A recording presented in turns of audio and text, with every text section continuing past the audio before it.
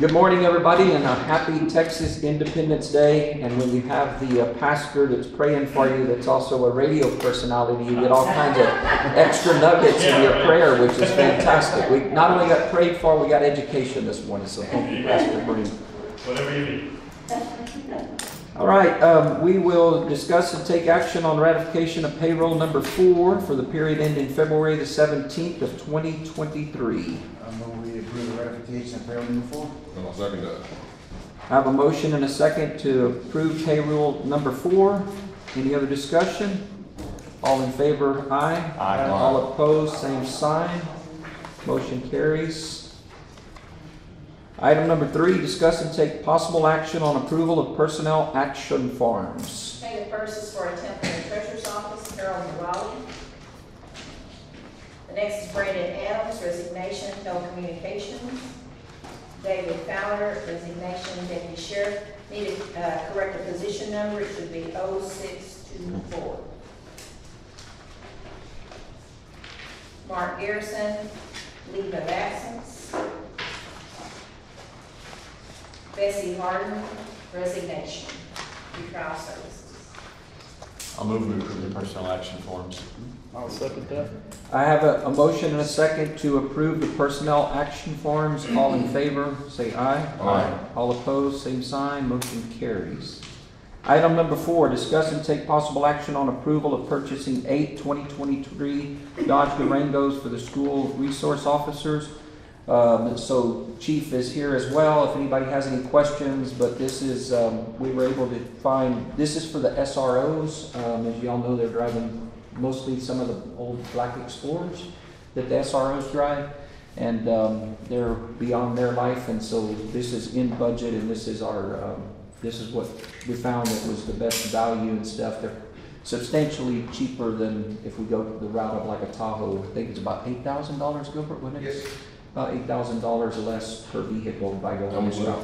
About $8,000 per vehicle, so it's significant between that and the Tahoe, and these will work. They are police package, still Interceptor, as you guys know, or most people know, with SROs still work during the summer, so they do patrol when it's not school season. So we still need them to be in a police type And it vehicle. is within budget. Yes, sir. I will make that motion. Second. I have a motion and a second to approve the purchase of 8 2023 Dodge Durangos for the school resource officers. Any other discussion? All in favor, aye. Aye. All opposed, same sign. Motion carries. Thank you. Thank you, sir. How long is it going to take you to get them delivered?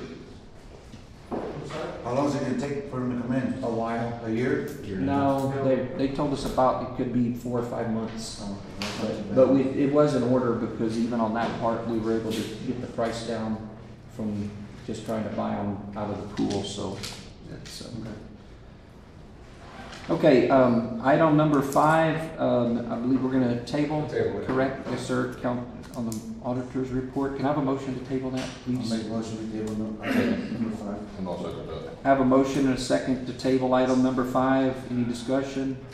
All in favor, aye. Aye. All opposed, same sign. Item number 6, discuss and take possible action on approval of line item transfers. The only one that we're going to take action on is the first one for the sheriff's office, and this is moving $9,000 out of our reserves into their capital outlay for K-9 expenses that we have previously approved. This is only to increase their budget since we do not budget for this. And also, this amount we are anticipating a donation for.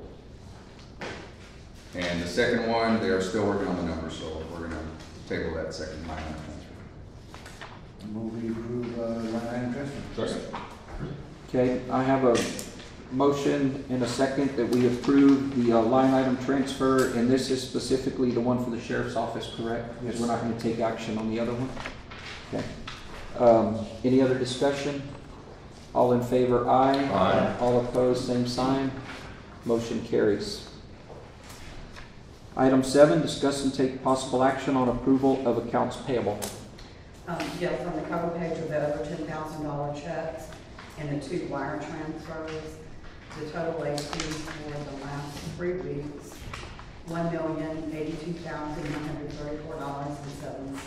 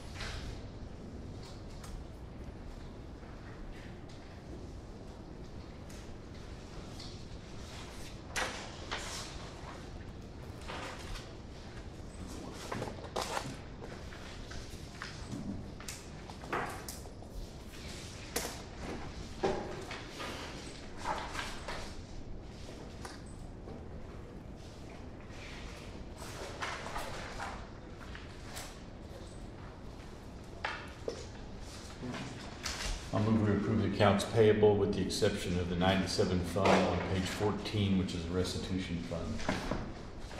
I'll second. Okay, I have a motion and a second that we approve the accounts payable with the exception of the 97 funds. Any other discussion? All in favor, aye. Aye. Aye. All approved, same sign. Motion carries. Also, just maybe FYI, make sure everybody's aware, our fuel cards have been working fantastic in the county, the P-Fleet. Y'all probably know we had an issue to where they had to cancel the cards. It was nothing on the county side. Somewhere they think that a vendor somewhere, the cards could have been compromised through a vendor. And so they had to cancel those cards, and they're sending, I think they're en route, or we might have received them, I don't know. They're en route, right?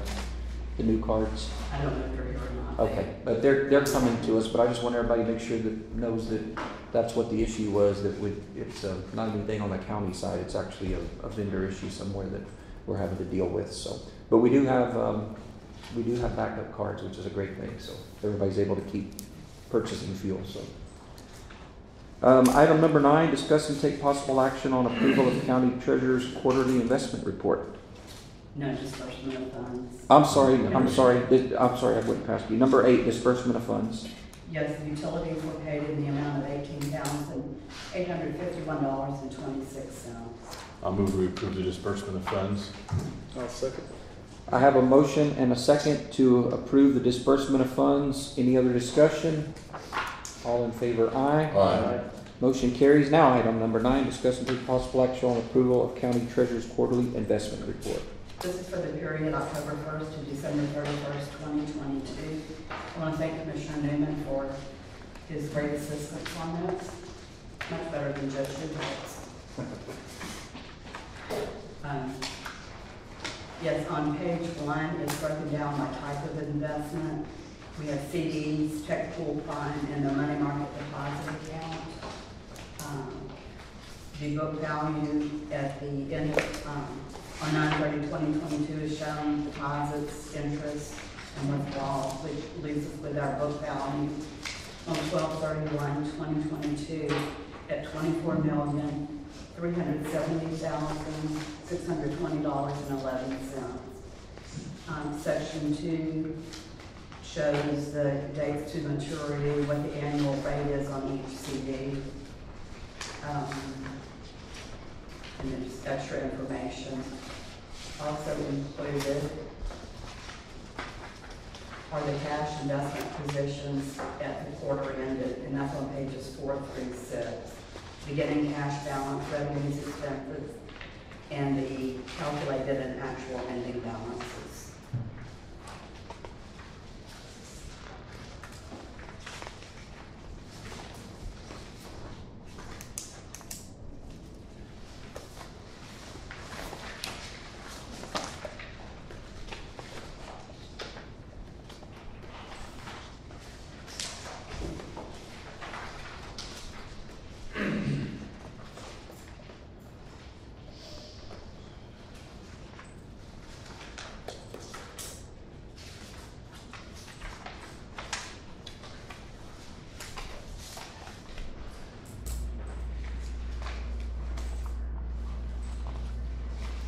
On page 2, there is a comparison of the average monthly interest rates at Tex Pool Prime and the others. And Tex Pool Prime has gone from 0.09% December 2021 to 4.28% December 2022, and it's still rising.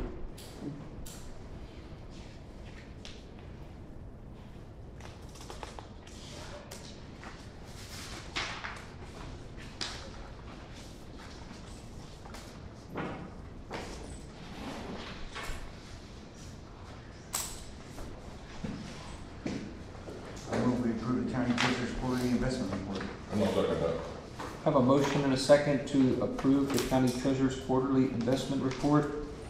Any other discussion? All in favor, aye. Aye. All opposed, same sign. Motion carries. Item number 10, discuss and take possible action on acceptance of racial profiling report submitted by Constable Precinct 2.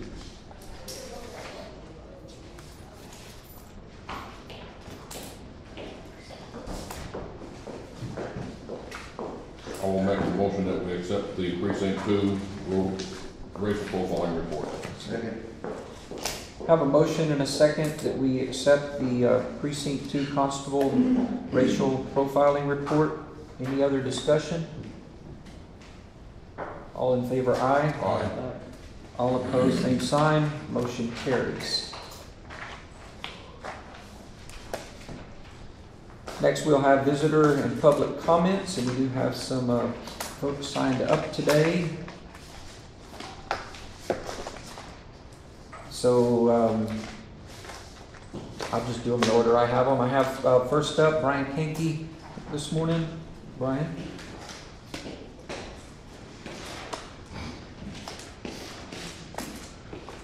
Good morning, Honorable Judge, Honorable Commissioners. Thank you for allowing me to speak. I am Brian Conkey. I live in Hondo, Texas, 570 County Road 642. I am here on behalf of election integrity, and if I may be allowed to do so, I would like to just give you each one.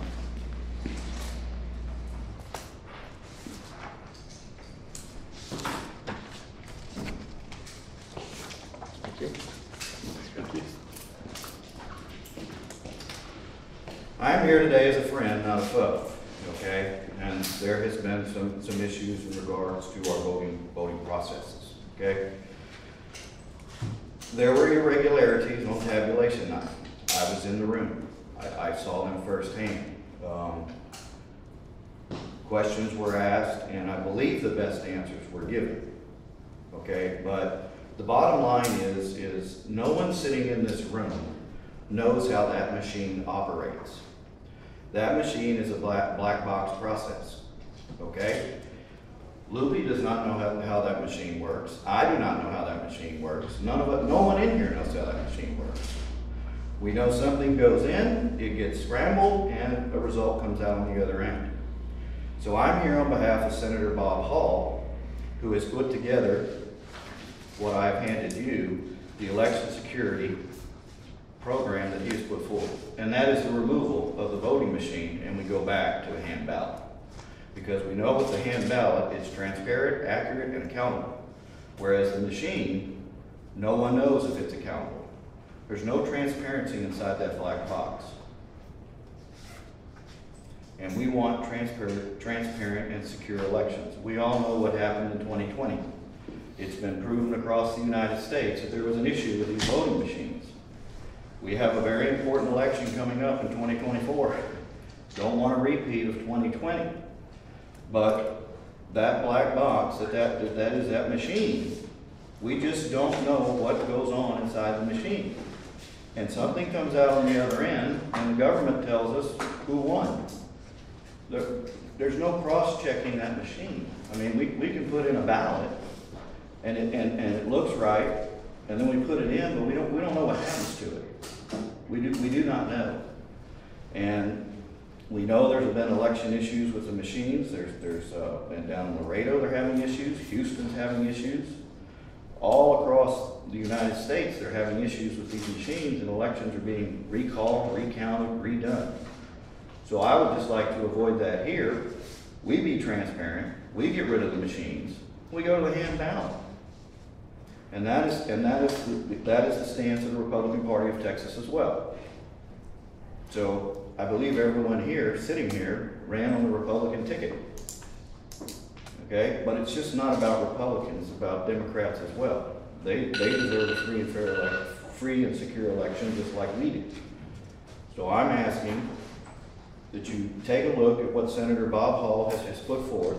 The Republican Party of Texas backs Senator Bob Hall, and I'm hoping that y'all will too. We can get rid of the machines. We go to the hand ballot. It's a lot cheaper than the machines. I believe to run a ballot through the machine, I believe Bob Hall quoted, it's $3,500. A ballpoint pen is 10 cents. And you mark the ballot, and it's accountable. There's something to go back to. But with the machine, there's really nothing to go back to. So, that's all I have. I want you to just take a look and consider, because all we want is safe and secure elections. Thank you. Thank you, Mr. Conkey. Back. Next up, Tom Lutz. You probably heard the little alarm. We do have it set for the 3 minutes, so just try your best to stay on the, when you hear Commissioner Lynch's alarm go off. This won't take long. Good morning. Good morning. Kind of on the same subject, but a little different. Our public servants need to have the facts, the truth about what is going on. If they have the truth and the facts, they can make decisions that best serve the people of this county, the people who elected them. I'm referring basically to an article that was published in the Divine newspaper a couple of weeks ago by a county employee, referring to issues with new, inexperienced election judges handpicked by county chairs. I was a new presiding election judge on November 8th, 2022. I worked at the Dehennis polling location. I was paired with experienced election workers. To my knowledge, the polls were opened and closed correctly. I was hand-selected by the party chair, and I took my responsibility very seriously. I went through the training and studied the materials that were provided to us by the voting administrator's office. I consulted with the experienced poll workers at the Dehennis location that made sure we were doing it properly. Our location ran smoothly. When a minor issue did arise, and they did, I consulted with the voting administration office, and they were resolved professionally and timely. When the machines from the Dehennis location were returned back to the headquarters, that went smoothly also. My point to all of this is, I'm not sure the hand-picked, inexperienced judges and poll workers are the problem, as referenced by the article. I'm asking you, the county commissioners, to investigate the issues and concerns with our elections here in Medina County, to assure your constituents that we have safe, fair, and secure elections in Medina County. Thank you. Thank you, Tom.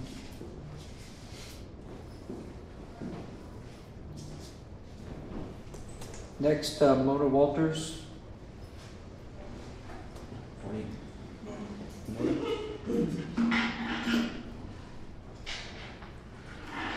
The county commissioners and the judge adopted the voting machines. I think many of you might not realize that the voting system adoption holds you responsible to follow the laws, Texas laws, as well as the Constitution. The testing laboratories for the voting systems are still not accredited according to the EAC standards. Therefore, no voting system meets the minimum requirements according to Texas law.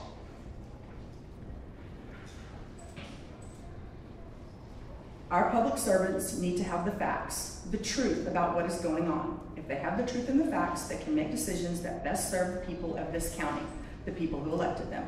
Obviously, we can have no idea what went on inside the machines, in the software. Obviously, we can have no idea what went on inside the tabulation room, where we were not allowed to see.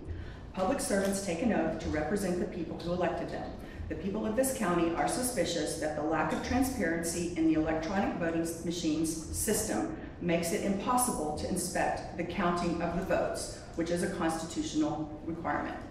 Lack of transparency makes it impossible to do a hand recount. There is no access allowed to paper ballots to be counted by hand, retallied, and then compared. The machines are not transparent. We can't see what is going on inside them or what is being done with the software in them. Texas law says that no portion of the voting system can be connected to a network or the internet or intranet. We need to return to paper ballots, hand-marked, hand-counted paper ballots on sequentially numbered, watermarked paper. Paper ballots are the way to make sure our elections are transparent, as the U.S. Constitution and Texas law dictates. Transparency and ability to inspect the counting of the votes is the only way to make sure that every vote counts. One citizen, one vote, as the Constitution of the United States prescribes. Public servants, I ask you to remember your oaths. Thank you. Thank you, Ms. Walters.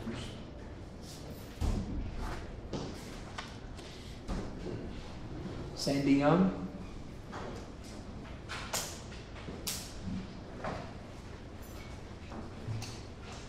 morning. Good morning, y'all. Thank you for allowing me to speak. My name is Sandy Young. I'm the Democratic Party County Chair. And I am here to address an issue that was raised at the last Commissioners Court session about the LATs and about the process. I've been county chair for 12 years, and I have to say that right now, in Medina County, we have the safest, most secure elections we have had in a very long time. And I have worked with county chairs on the other side all the way back to Ann Peden. So, and I worked like 4, 5, 6 elections with Ann Peden. Our goal has always been, to make sure that voting is safe, voting is secure, voting is easy and comfortable for the people who are voting.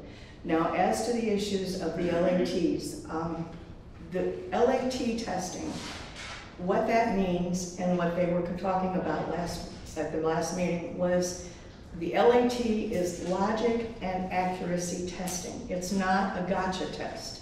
It is a test to make sure that the data that we, or the data that we put into the voting machines is accurate and put in the way we want it to be. We print out a printout. You see what's on the screen when you enter your data, or you cast your vote. Then a printout comes out, and you can check what's on that printout. Then it goes into a scanner. All that is a scanner. It's not there's nothing magic. There's nothing that is changing things around in there. And I assert that the fact that it's a test, okay? The first round of testing there was a problem with the machines, so they redid it. They rescheduled a test. The second test was he gave us all ballots. We entered the data that was on the ballot because the ballots were at baseline. The ballots that they had drawn up were at baseline. That was what we knew was going to be in. We entered the data, and when we got the test, when we ran it, it didn't balance. It was off. Well, we went in, the Republican chair, myself, and Lupe went into a session. We went through the testing, the ballots. We compared the ballots with what was cast. They were off. We could see that. However, after a considerable amount of time, we found that the data was entered incorrectly, I believe intentionally, because I'm pretty sure that Lupe didn't have a write-in for Donald Trump or for Mickey Mouse, and those were both things that were entered.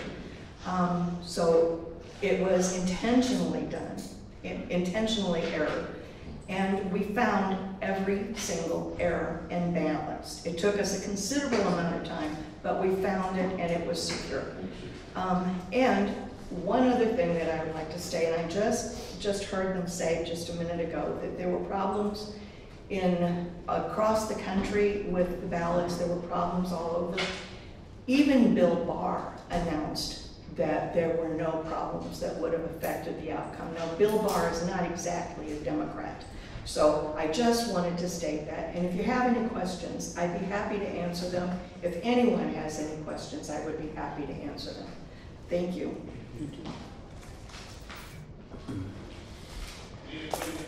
Thank you to everybody that made comments this morning. We appreciate it from all sides. The one common thing I heard, that everybody is interested in fair, secure elections. That's not any different, I don't think, than anybody on this court or anybody that's involved in the entire process as we go along. So there's a lot of information, as y'all all know, coming forward in all directions about elections. There's all kinds of things out on the table about things we should be doing going forward that there's not even technology to accomplish. So it is a very, very big issue, and we don't have answers here this morning, but I will assure you that everybody in the county will work hard and work our best. And I think I'm a big believer in a team, and the truth of everything to me lies in the middle somewhere. It doesn't lie on one end and it doesn't lie on the other, it lies down the middle. So we're gonna work really hard with everybody, and, because that's what we all want. We all want good, fair elections to make sure that, our voices are heard. So I appreciate all the comments, and, it'll be I know it'll be an exciting process, but we will continue to work on it, so. All right, next, we are going to go into recess until our 10 o'clock session, and we'll do that now. Thank you. At this time, we're going to take up agenda item number 12, which is a proclamation for American Red Cross Month 2023. I will read the proclamation at this time. During American Red Cross Month in March, we celebrate the humanitarian spirit of volunteers and reaffirm our commitment to help ensure no one faces a crisis alone. Caring for one another is at the heart of our community and exemplified by simple acts of kindness performed by American Red Cross volunteers that provide help and hope in the people's most difficult moments. Continuing the life-saving legacy of Clara Barton, who founded the organization more than 140 years ago to prevent and alleviate human suffering. Every day, these ordinary individuals lend us a helping hand to make an extraordinary difference for neighbors in need. Whether it's providing emergency shelter, food, and comfort for families displaced by home fires and other disasters, donating life-saving blood for cancer patients, accident victims, and people with sickle cell disease and other life-threatening conditions, supporting military members and veterans, along with their families and caregivers, through the unique challenges of service, using vital skills like first aid and CPR to help others survive medical emergencies, or delivering international humanitarian aid and reconnecting loved ones separated by crisis around the world. Their support, volunteerism, and generous donations are critical to our community's resilience. We hereby recognize this month of March in honor of all those who fulfill Clara Barton's noble words, "You must never think of anything except the need and how to meet it," and ask everyone to join in this commitment. Now therefore, we, the Commissioners Court of Medina County, Texas, do hereby proclaim March 2023 as American Red Cross Month. We encourage all citizens to support this organization and its noble humanitarian mission. Could you read it again on this? Yes. Can you get down to the words you want me to repeat, please? Make the motion, we proclaim March 2023 as American Red Cross Month. Second. I have a motion and a second to proclaim March 2023 as American Red Cross Month. Any other discussion? All in favor? Aye. All opposed, same sign. Motion carries. I will tell, over the years, had the opportunity to work a lot with the American Red Cross. They do a lot of good work in our county. It hasn't been multiple home fires. One of the things happens kind of behind the scenes with the American Red Cross. You have a lot of people that have medications and stuff they lose in their homes, and they're able to quickly facilitate getting those medications that sometimes people desperately need to stay on track. So very, very proud of the work that those folks do in our county. So I think we had another one somewhere that you... Yeah, we don't want that. Okay. We want this one. Here, we're autographing again.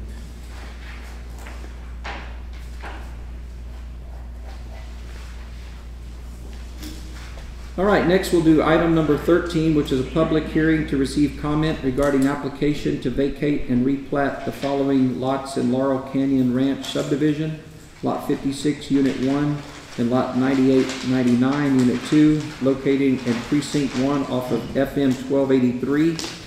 So I will go ahead and open the public hearing at 10:04. And Commissioner, do you want to just, kind of just brief?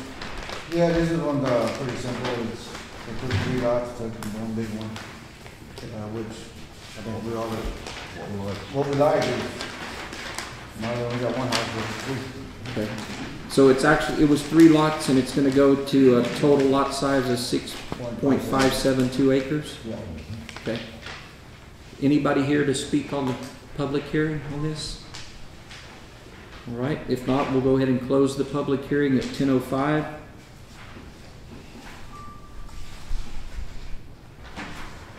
We'll take up item number 14, discuss and take possible action on final approval of vacate and replat the following lots in Laurel Canyon Ranch subdivision. It's lot 56, unit 1, and lots 98 and 99, unit 2, located in precinct 1 off FM 1283. So that's the one we were just discussing, and so we're just seeking final approval on those 3 lots combined. I move we give final approval. Second. I have a motion and a second that we grant final approval. Any other discussion? All approved, all in favor, say aye. Aye. Aye. All opposed, same sign.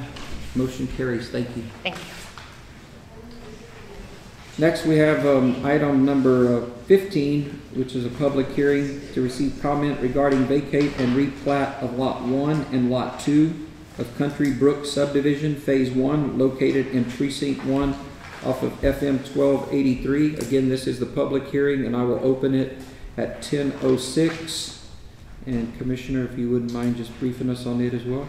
Yes, this was strange to begin with. It was even lot size, but they had a sanitary control easement, so they kind of zigzagged a little bit to keep that in the 2-acre lot. I mean, it still meets our requirements and everything. One thing I noticed on this one, so we're going switching. It's almost like we're completely just switching lot sizes. We had a 2.3 acre lot and a 1.7 acre lot, and now we have a 2.22 and a 1.79. So it's really almost moving the line to take care of this, but we're really not changing lot size on it. So what it is, we have a water well on the 2.21 acre lot. Right. They want to keep it within their property. I think they're gonna sell this lot, I believe. So they just kind of went around it. Okay. Is anybody here from the public? Anybody comments for the public hearing on this? Okay, then we will close the public hearing at 10:07. And we'll take up agenda item 15. I'm sorry. 16. I was that on the wrong item. Fix this. Item number 16, discuss and take possible action on final approval of vacate and replat Lot 1 and Lot 2 of Country Brook Subdivision, Phase 1, located in Precinct 1 off of FM 1283. I will move we give final approval. Second. I have a motion and a second to grant final approval.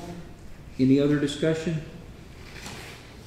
All in favor, say aye. Aye. All opposed, same sign. Motion carries. Item number 17, discuss and take possible action on final approval of subdividing Tract 1 of Encino Parks Estates, located in Precinct 4 off of County Road 2723. Morning, Gary Morning. Allen Associates.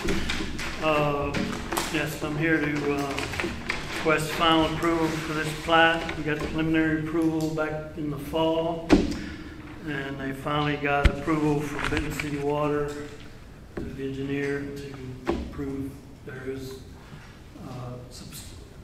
enough water in the area to go ahead.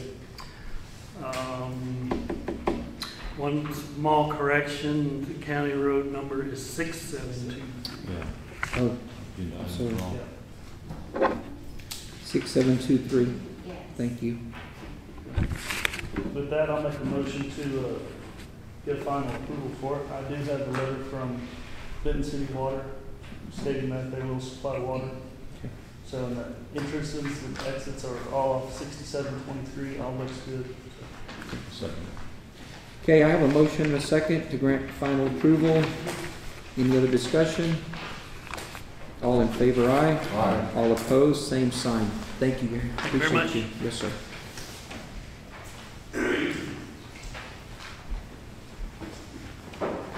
Item number 18, discuss and take possible action on preliminary approval of the, I'm going to use code word friendly farm on here because I'm not sure how you, Come on, pronounce it. Frunlicker Burhoff. There, I did it. subdivision located in precinct 1 off of FM 2676. Mr. Howard. Good morning. We're seeking preliminary approval on Friendly Farm. We have, I believe, a letter from Yancey Water providing water meters. They've been working with TxDOT as far as entrance location. Other than that, it's pretty straightforward, I think. Yeah, I've received a letter from Pat saying that septic is good for this one. They are doing water wells, correct? Or Yancey Water? Yancey Water. I know she went back and forth about maybe doing wells. So, Yancey Water, it's off the highway, meets the requirements. So, with that, I'm going to approve the preliminary approval for, I ain't saying that word, Friendly Farm. You have to. You forced me, sir. Second. I'll second it. Okay, I have a motion and a second that we do the preliminary approval of the plat. Any other discussion? That's all I know. What's it mean then? Now we're curious. If it's Friendly Farm, that's what it means. Is that what it means? Yes, sir. Well, I was hoping that's what it meant, so that's good. I was hoping that was the translation in parentheses there, so excellent. All right, any other discussion? All in favor, aye? Aye. All opposed, same sign. Motion carries. Thank you, sir. Thank you. Item number 19, discuss and take possible action on acceptance of construction bond number 0832493 for Skyview Ranch subdivision located in precinct 3 off of FM 1796. This is the subdivision, one of Dan Mullen's subdivisions, and this is his bond. We now require 125% of the construction costs, and so if you read it, it'll have, their engineer broke it down to 100% and then added a 25% contingency amount to that for a total of 1.1 million plus for phase 1. So everything looks to be in order, and so I'm going to go ahead and make a motion that we accept the construction bond for the Skyview Ranch subdivision, phase 1. Second. I have a motion and a second to accept the construction bond number 0832493 for Skyview Ranch. Any other discussion? All in favor, aye. Aye. All opposed, same sign. Motion carries. Item number 20, discuss and take possible action on acceptance of Juvenile Probation Department Annual Financial and Compliance Report for the year ended August 31st of 2022. Yes, Judge, Commissioners, this is for our Juvenile Probation Department from September 21 through August 22.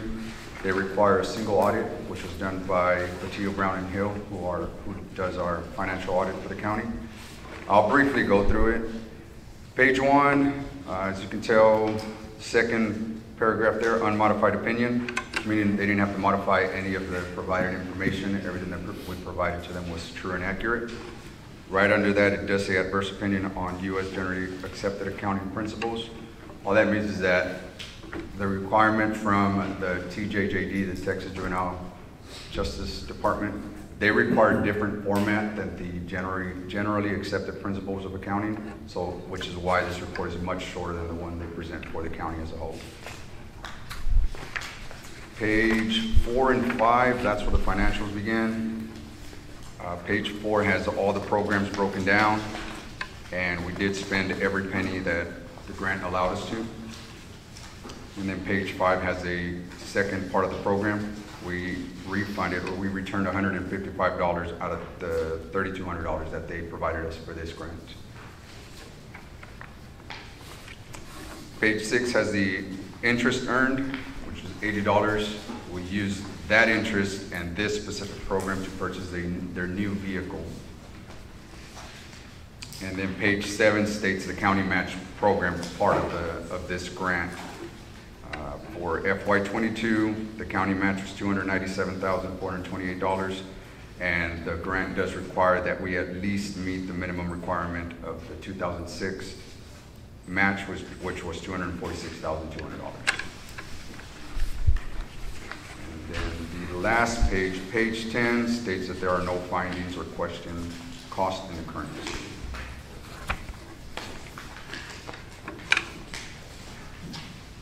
And their year doesn't line up with our fiscal year just because when the grant was That's just the way they are. They have a different grant. Your health unit has a July through June fiscal year on one of their programs. It's just, Okay. It kind of makes sense. Yeah. we deal with it. I move we accept the juvenile probation department's annual financial compliance report. I guess I'll have to second it then. Good job, man. I have a Keep doing motion. what you're doing, Al. Yeah, I have a motion and a second that we accept the Juvenile Probation Department Annual Financial and Compliance Report. Any other discussion? All in favor, aye. Aye. All opposed, same sign. Motion carries. Thank you, Lynette. Appreciate you.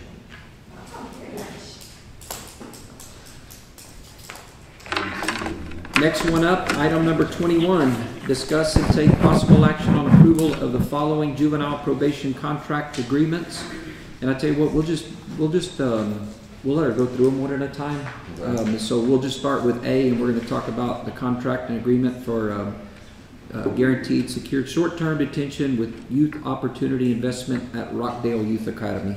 So if you want to hit the highlights on that one of any changes, I guess, for us. Sure. This seems like a new one, but quite honestly, years ago, when I became the chief in '03, we did this anyways, where we paid an upfront sum every month, and it didn't matter. I think we had up to 3 to 5 kids. That's when we had a facility here. And if I'm not mistaken, it was $10,000 a month at that time, and that was in '03. But it guaranteed us a bed. So at 3 o'clock in the morning, if we had an offender that needed to be locked up, then we had a bed. And what was the cost on that? What was what? What was the cost on that? $10,000 a month. So $10,000 a month. So $120,000 a year, and that was in '03, when daily bed rates were probably $85, maybe even. Could we put them on a cruise ship? Be a little bit cheaper. All of us would love to go on the cruise ship, for Okay. sure. Yeah. Unless they're still on the field or something. So that's just a little $10,000 a month. backstage on it. When the facility went away here in Medina County, of course, officers didn't want to. It's a long transport. Where we took them most of the time was Atascosa or Kerrville, and so officers cut back significantly on asking for detentions. So that was able to drop quite a bit. There's a good and bad. Some of these offenses then didn't get locked up. Sometimes they would just case would get dropped, kind of deal. So there was stuff that dropped through the cracks on that when they can't get instant gratification sometimes. But now here we've come to a different point in our detention. Now it's so hard to find detention that there have been times when I've had to let a kid stay out because I don't have bed space. We have kids all the way up to Lubbock. We have one right now up in Lubbock, Victoria. I think we got one in Atascosa right now. Rockdale. Costs have gone up from $85 a day to $250 a day. So, and quite honestly, juvenile probation in general across the state, that's about the cheapest that there is. CPS, their charges are, they get charged quite a bit higher when they place kids, So, with that being said, I was given the opportunity to get what's called a guaranteed bed. So I've got a guaranteed bed in Rockdale. The cost is $251 a day, and it doesn't matter whether we have a kid in it or not, but it's guaranteed. If I call at 3 o'clock in the morning and I've got a kid that's violent and I need to get him held, it's guaranteed. Now with that being said, the bed is probably going to stay full most of the time. There's not going to be, I would be surprised if there's any lost money on that. I mean, from 2 weeks before we even went into the contract, it's been full with one of our kids. So So are we paying for one bed? We're paying for one. Trust me, if I could get $250 my, a day for upfront per month, so. Because they're not. about 48,000. We have about 6 months left in this budget year for TJJD. So it's also, I'm wanting to see, you know, how often we're using it. And we are utilizing it as much as I thought we were. But it's a great deal of stress off of officers and the county. I mean, any of us, for us to be able to have that bed when we've got a violent offender, when we've got somebody that needs to be, you know, detained. I don't know, there may be more in the future of places going to this. And I feel like we were lucky to get one, and quite honestly, I would probably consider 2 if need be, because this last year has been rough, to say the least, when I'm looking for a place to put somebody. So, and that's just so y'all all know, that's the way it's going in law enforcement and across the state. I'm sure y'all all know that. Well, I overheard a commissioner from Washington County talking about they're raising their rates up to $400 a day for juvenile detention. Yeah, so the 250 is quite the bargain. All of the chiefs across the state, the juvenile chiefs, everybody's kind of freaking out because, you know, now we have to come up with more money, the counties and grants and stuff like that. But what's happening is that when these people are having to be released back to the street and there's violence involved, or there's, you know, some of your more higher offenses, that's not good at all for our public safety. So, and get ready for all the mental health stuff, because that's become a lot higher also on the board. Awesome. So that's really the main thing on that one. All of the rest of them are, you know, amendments to contracts. One, an amendment with Nueces County that we already have a contract with, and that's going up on price. All the rest of these are facilities that we already have had. So let me just run through them just so, for the record. So- So B, approval of the agreement, this is on the Nueces County Juvenile, what is the change on it? I do not have those right in front of me. I think it was like $30, Here, I think if I I'm not have- mistaken. 150 and 200 is Okay, the so, numbers. And that's a lot of them are going up to 200. The county facilities, the county-run detention facilities have been a little bit lower, but as this continues on, the commissioners in each county are figuring out that they're basically incurring some of the costs for other counties to be able to detain there, and they're taking a loss. And the commissioners are going to get tired of that, and it's going up. Like Atascosa went up to 200, Nueces County, obviously. I think Victoria, that we contract with, they'll ultimately have to go up next year. You know, some of them try to stay as low as they can, but in order to stay open and pay, you know, security, supervision officers to do the job, you can't make, you know, they need people to make more than they make at Buc-ee's. So, How many people do we have out right now in some type of facility? 4.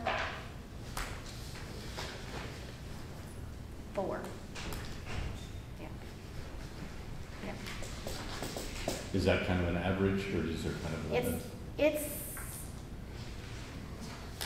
you know, if you go back during COVID, that was an exceptional, this has been an exceptional last couple of years. But I would say anywhere from probably around 2 or 3 historically. And on some of the ones that I have out right now, actually 5. On the ones that I have out right now, a lot of them are a grant that's coming back from the state. So like this month, I've already filed for the last quarter, almost $100,000 that we'll be getting back to the county. So I really try to utilize any amount of money that I can get my hands back on. Okay, and then the Randall County? Randall County is, another one for a program and detention services. I really like to, if the program, wherever I have them, if they have detention services, I want that contract as well, because if they're not doing good and they get kicked out of the program, then I can move them over to detention, and that gives me some time to get them through court or to get them to somewhere else if need be. That way nobody's driving at 12 o'clock at night to Randall County to go transport somebody. That Randall County, is that the one up by Oklahoma? And, yep, way up there. And they're cheap. We like them. And then post-acute adjudication for residential treatment there, and then secure residential treatment with Randall County. So there's three different sections of that. The last person I had up there at the cost to the state, so we didn't incur any of that. Can we approve all these at once? Yeah, we can. Just back to the, just a side note on the first one, the guaranteed, we won't go straight off the agenda, but I would just tell you a little of what Lynette was saying is, we're addressing it here, but we're having the same issues on the mental health side, getting beds in mental health.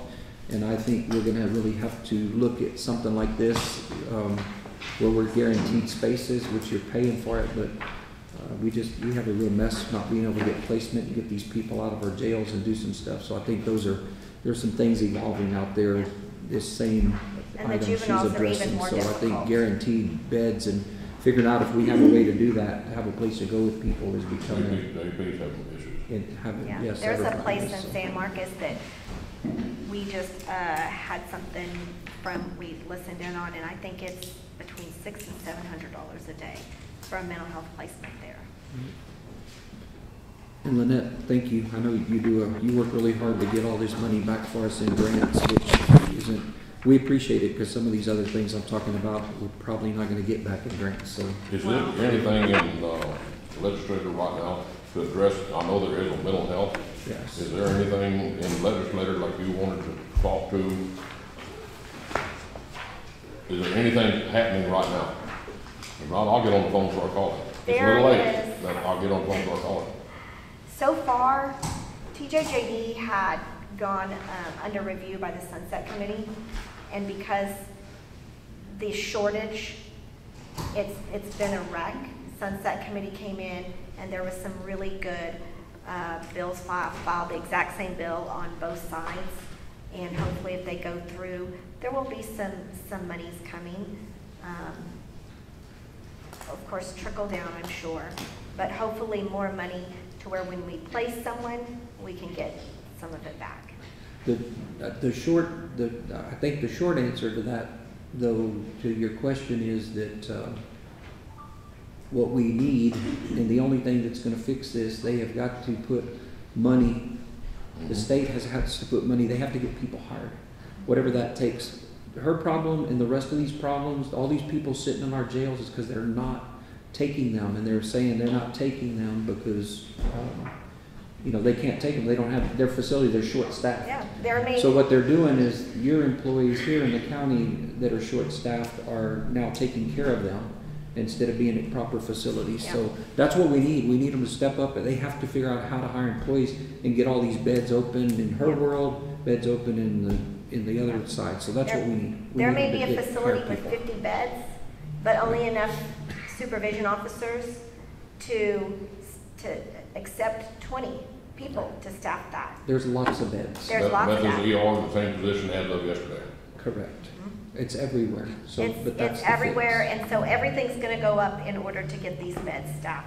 I know one company that I've been in close relations with, and their facilities, they're just trying to get up enough to where they can pay their officers. You're being paged, doctor. Oh. They're trying to work up to be able to get them $25 an hour just to get the employees. So. Yes. So, thank you, I'm gentlemen. going to make a motion that we approve the juvenile probation contracts / agreements A through E. Second. Have a motion motion and a second to approve these. Any other discussion? All in favor, aye. Aye. All opposed, same sign. Motion carries. Item number 22. More for y'all soon, don't worry. Thank you so much. Discuss and take possible action on approval of interlocal agreement with Atascosa County for use of jail facility for Medina County prisoners. Do we have something on that? $65 a day. $65 a day. Wasn't it like $58? It is what it is. When is our jail gonna be in full service? I would say we're looking at probably June 1 for the entire facility is what it's looking like right now. I will make a motion that we, agree with the interlocal agreement with the use of, Atascosa jail facility. Second. I have a motion and a second to approve the interlocal agreement with Atascosa County for use of the jail facility for prisoners. Any other discussion? All in favor, aye. Aye. All opposed, same sign. Motion 23 was removed.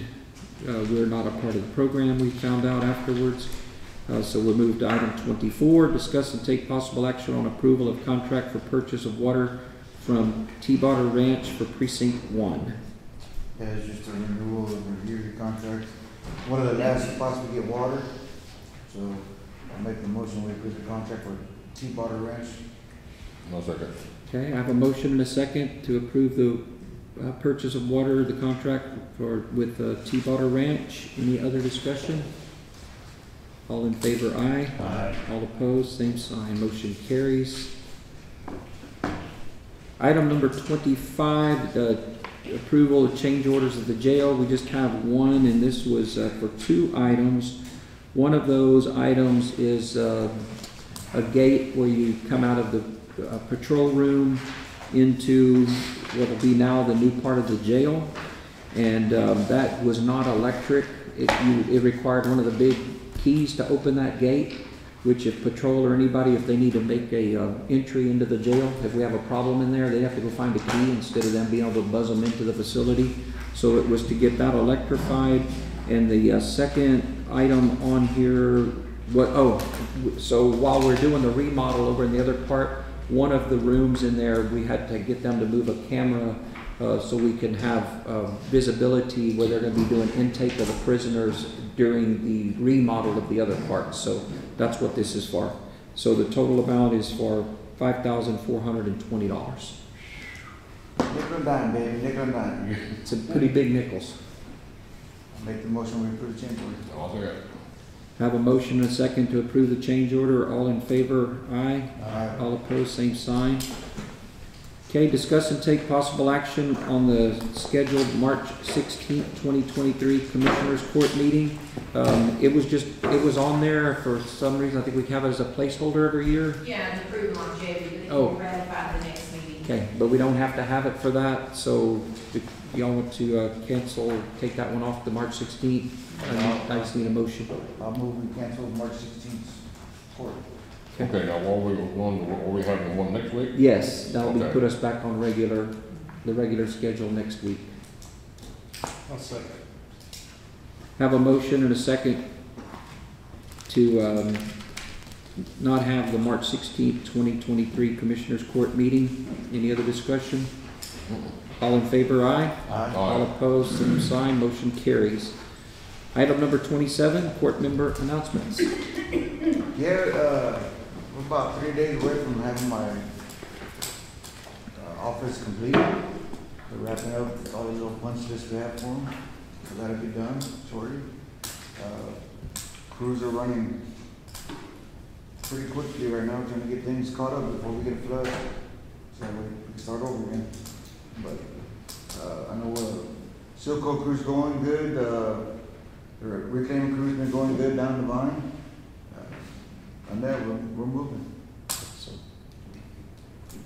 I just want to thank everybody. About 6 years ago, I went out for a nickel road tax. At that time, we had 87 miles of gravel roads in Precinct 2. Wednesday before last, with the help of this whole entire Commissioner Court, we finished the last mile in between Dunley and 1343. I want to thank everybody. I want to thank the voters for Medina County for trusting me with that nickel tax. Today, it brings in about $600,000 a year extra or shortly above that, and I had dropped that down to 4 cents. Keep going the way we're going, it'll probably keep dropping down. I encourage the other commissioners, I will help if I can, get them a road tax, so we can get these roads finally finished up. It's just a Band-Aid after Band-Aid. Today, Band-Aids are costing us a lot of money. Just for instance, we're looking at some trucks. 14 months ago, we bought 2 trucks at $128,000 a piece. We just got the quote in on the exact same trucks. Day before yesterday, $194,000, $74,000 increase in 1 year. And they'll try to get us to them in 2025. So like I say, if something comes out, y'all want better roads, we need more money. Precinct 2 is doing fine. We don't need any more money. But I will help them do what they need to do to a certain point till we turn it over to the voters. Precinct 3 is doing fine, doing what we can with what we got. Precinct 4, working on roads, like they were saying, the reclaimers over there. We should be done reclaiming hopefully today. If not, it'll be Monday. And then on the pavement. Excellent. I think on a positive note, I did get a call from our truck company. Our haul truck is in there, outfitting it with the strobe lights, and it will be delivered next week. So then we'll. That's the one for the reclaim? That's the one for the paving crew. Well, y'all really be able to move then.